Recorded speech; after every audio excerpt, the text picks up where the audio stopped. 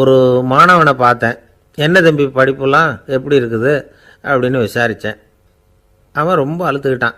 நான் நல்லா தான் சார் படிக்கிறேன், இருந்தாலும் புத்தியில் சரியாக ஏற மாட்டேங்குது சார் அப்படின்னா. சரி, இவனும் நம்ம ரகம்தான் அப்படின்னு சொல்லி முடிவு பண்ணிக்கிட்டோம்.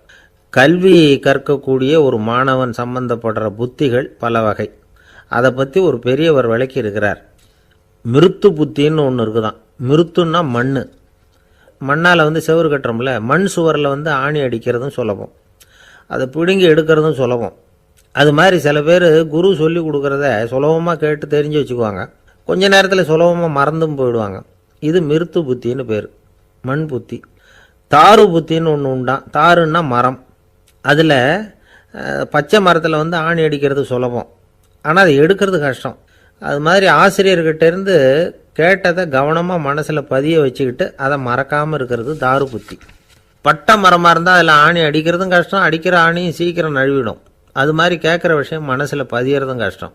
அப்படியே பதிஞ்சாலும் அது நீடிச்சு இருக்கிறதும் கஷ்டம், கொஞ்ச காலத்தில் மறந்துடும். இன்னொரு வகை புத்தி ஒன்று உண்டு, அதுக்கு பேர் சிலா புத்தின்னு பேர். சிலான்னா கல். ஒரு கருங்கல்லில் 4 துளையை போட்டு ஒரு துளையில் உளியை வச்சு அடித்தா மற்ற துளை வழியாகவும் பிளந்து கல் 2 ஆகிடும். அது மாதிரி சந்தியான இடங்களில் குறிப்பாக ஒரு பொருளை சொன்னால் அதை வச்சுக்கிட்டு மற்றதையும் தெரிஞ்சுக்கிறது, அது சிலா புத்தின்னு பேர். வேணு புத்தின்னா என்ன தெரியுமா? வேணுன்னா மூங்கில். மூங்கில் கணுவில் ஒரு பக்கம் உளியை வச்சு அடித்தா 2 பக்கமும் பிளந்துடும். அது மாதிரி ஒரு செய்தியை கேட்டுக்கிட்டு இருக்கிறப்பவே அதோட முன்பின் தொடர்களையும் தெரிஞ்சுக்கணும், அது வேணு புத்தி. தைல புத்தின்னு ஒன்று உண்டு. தைலம்ங்கிறது எண்ணெய்.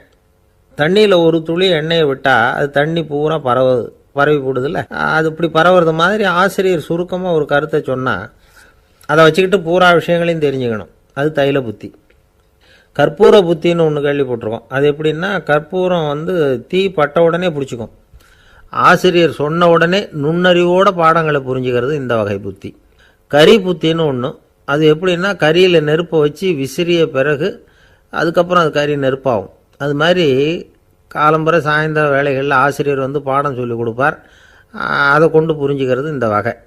கதலித்தண்டு புத்தின்னு ஒன்று சொல்லுவாங்க. கதலிங்கிறது வாழை மரம். வாழைத்தண்டில் தீ வைக்கிறது எவ்வளவு சிரமமோ அவ்வளவு சிரமத்தோடு கல்வி கற்கிறது கதலித்தண்டு புத்தி. இதை தவிர இன்னும் சில வகையான மாணவர்களை கூட அடையாளம் காட்டுறாங்க.